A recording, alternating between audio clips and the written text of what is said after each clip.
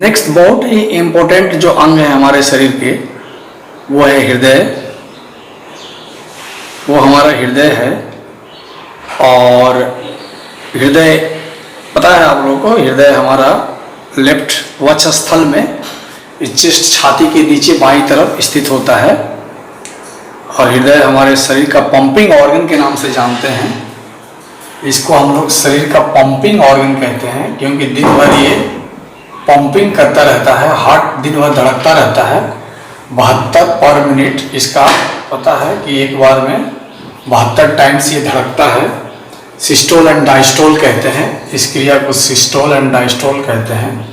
Systole and diastole, एक बार हृदय जैसे सिकुड़ता है तो इसको सिस्टोल कहते हैं, सिकुड़ता है तो उसको हम लोग सिकुड़ता है तो उसको हम लोग सिस्टोल कहते हैं, और फैलता है तो उसको हम लोग डायस्टोल कहते हैं। तो ये प्रक्रिया दिन भर चल रही है और हम लोग के शरीर में विभिन्न तरह के ऑक्सीजन पहुंचाए जाते हैं, कार्बन डाइऑक्साइड बाहर निकाले जाते हैं, भोजन भी ब्लड के द्वारा पहुंचाया जाता है। तो हृदय का थोड़ा सा स्ट्रक्चर हम लोग जान रहे हैं कि हृदय बनता कैसे है। एक्चुअली अगर देखें तो मनुष्य का ह्यूमन हार्ट, तो ये जो ह्यूमन हार्ट होता है इसमें दो बीच में पार्टीशन होती है एक। तो ये ह्यूमन हार्ट में, ये ह्यूमन हार्ट में ये ऊपर वाला भाग को ऑरिकल कहते हैं, ऑरिकल कहते हैं। तो दो ऑरिकल हो गया, लेफ्ट इधर राइट हो गया, इधर राइट ऑरिकल और इधर का ऑरिकल को हम लोग कहेंगे लेफ्ट ऑरिकल। माया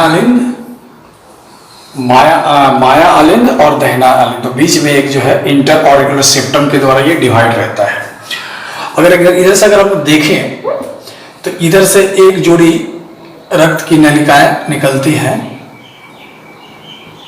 आती हैं, दो जोड़ी रक्त की नलिकाएं जो रक्त को इसमें लाकर गिराता है।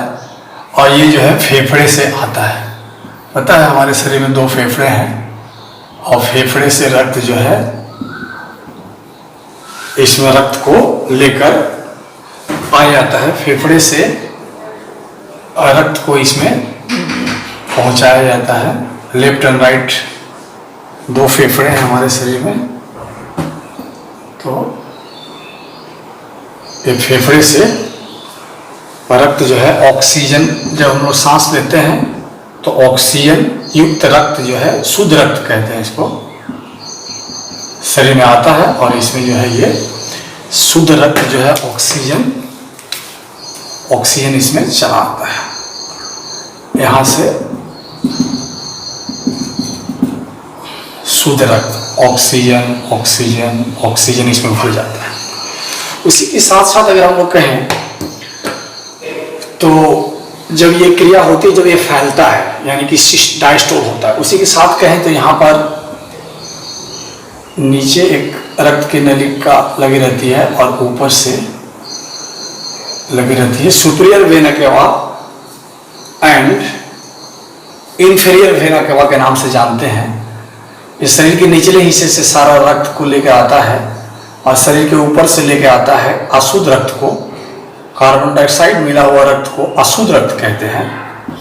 इसको हम लोग अशुद्ध रक्त कहते हैं और कार्बन डाइऑक्साइड रहता है और ये रक्त आकर के इसमें कार्बन डाइऑक्साइड युक्त रक्त आकर इसमें जमा हो जाता है। तो ये प्रक्रिया होती है।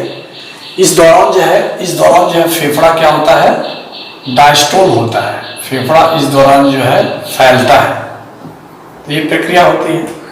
उसके बाद में हम लोग देखते हैं कि यहाँ पर वाल्व पाया जाता है, यहाँ पर वाल्व पाया जाता है।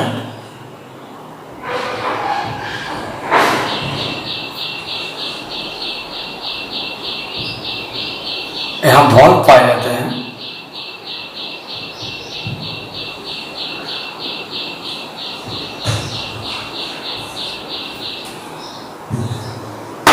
ये वाल्व और नीचे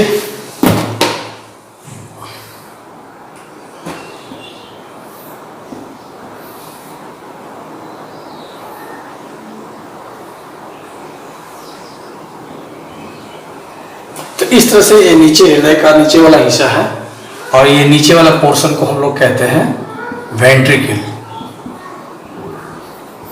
तो वेंट्रिकल में क्या होता है, देखो यहाँ पर ऑरिकल में रक्त इधर से आ गया था, फेफड़े से रक्त आ गया था इधर लेफ्ट ऑरिकल में, और इधर से शरीर के पूरे भाग से, ऊपर वाले भाग और नीचे वाले भाग से अशुद्ध रक्त आ गया था इसमें राइट ऑरिकल्स में।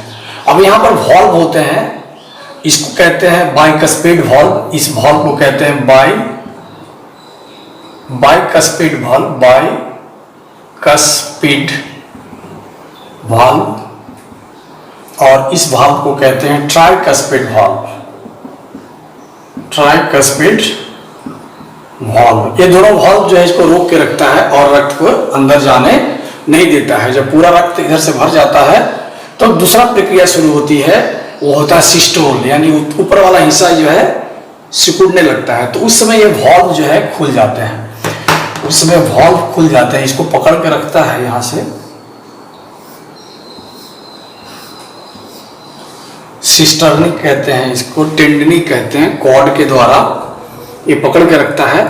और नीचे वाला जो है उस समय फैलने लगता है, और जब ये नीचे वाला हिस्सा जब फैलता है तो एक कॉर्ड क्या करता है, इसको नीचे की तरफ खींचता है, और नीचे की तरफ जब इसको खींचता है तो ये वॉल्व जो है नीचे की तरफ खींचता है तो ये वॉल्व जो है यहाँ से खुल जाती है, ये वॉल्व यहाँ से खुल जाती है। और वॉल्व खुल जाने से क्या होता है, ये रक्त जो है इससे रक्त इसमें चला आता है। सारे ऑक्सीजन जो रक्त थे उसमें, और ऑक्सीजन के रक्त जो है इसमें चले आते हैं, और इसमें कार्बन डाइऑक्साइड चले आते हैं। तो इस तरह से हम लोग देखते हैं, जब ये नीचे वाला हिस्सा डायस्टोल करता है, ऊपर वाला सिकुड़ता है, तो ये वाल्व खुल जाता है, बाइकस्पेड वाल्व, और ऑक्सीजन जो है लेफ्ट ऑरिकल से लेफ्ट वेंट्रिकल में आता है, और कार्बन डाइऑक्साइड जो है राइट ऑरिकल से राइट वेंट्रिकल में आता है। बीच के दीवार रहता है, ये मिक्स नहीं हो पाता है। और इसके बाद जो इंपॉर्टेंट फंक्शन जो सीखना है, जानना है कि यहाँ से एक उठती है नली, यहाँ से एक नली उठती है, इसमें सेमिनल वॉल्व पाए जाते हैं, सेमिनल वॉल्व पाए जाते हैं जो, और यहां से एक नली उठती है,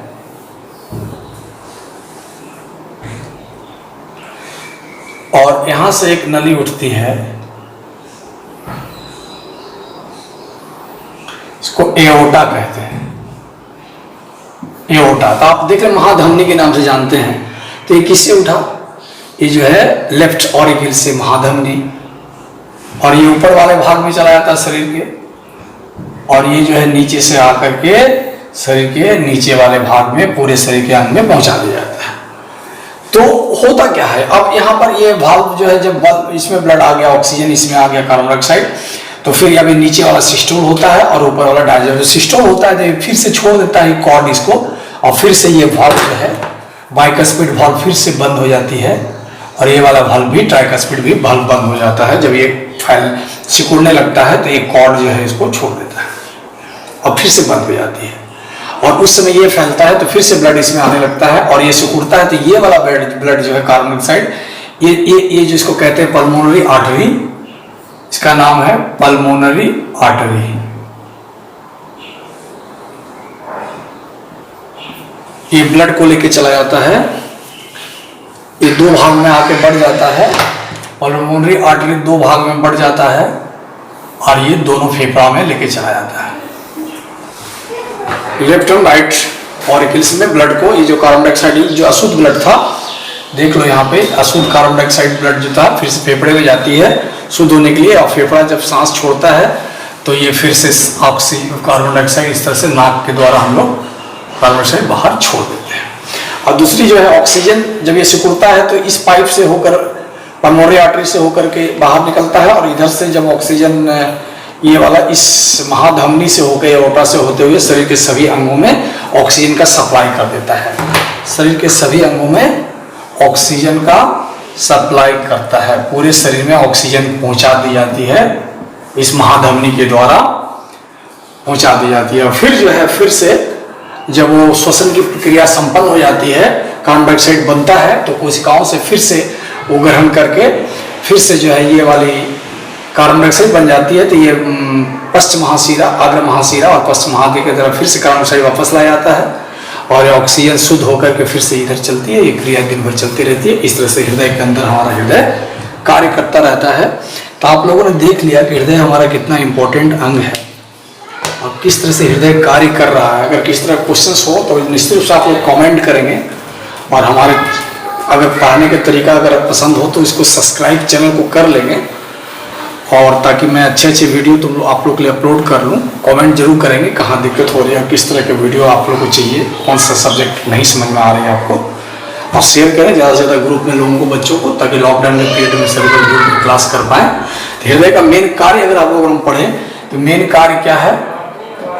रक्त का संचालन, रक्त का संचरण करना, पूरे शरीर में रक्त को पहुंचाना, शुद्ध रक्त को पहुंचाना और अशुद्ध रक्त को लेकर बाहर आना, ऑक्सीजन कार्बन डाइऑक्साइड का, ये हृदय का सबसे ही महत्वपूर्ण काम है। इसके अलावा भी हमारे शरीर में एंजाइम्स, विटामिन, खनिज तत्व जितने भी हैं वो सभी शरीर के विभिन्न भागों में रक्त के द्वारा पहुंचाया जाता है। भोजन को रक्त के सभी भागों में पहुंचाया जाता है, लाया जाता है। तो ये हृदय के द्वारा सारे कार्य क्रिया संपन्न होती है। चलिए नेक्स्ट हम लोग पढ़ेंगे।